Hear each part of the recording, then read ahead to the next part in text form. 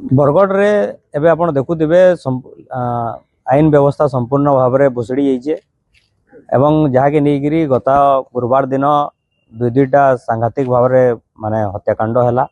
जड़े गुरुतर आहत होचन एवं तारपरे बरगढ़ पूरा संपूर्ण भाव में अशांत हो पड़ी साधारण जनता इहादे असुरक्षित मन करुछन एवं ये प्रकार विपर्यस्त आईन श्रृंखला लगी बोलिकी आज आम आसीलु जिला प्रशासन को देखा करवार लगी कलेक्टर महोदय को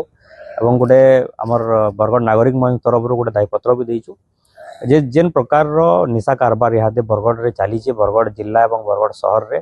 आपण विश्वास भी करना पारन छोट छोट छुआ माने से इहादे निशाग्रस्त होकर निशा सेवन हो कि जेन प्रकार निशा कारबार हो लगी बरगढ़ रे आपण देखुथिबे विभिन्न प्रकार क्राइम बढ़ी चलान आउ तार रेजल्ट आम देखला जेन प्रकार निर्मम भाव में हत्या करागला गोष्ठी संघर्ष है एवं बहुत माने बहुत अशांत परिवेश सृष्टि है आईटा जदि निशा के जदि सरकार एवं जेन प्रशासन जदि पूरा संपूर्ण भाव में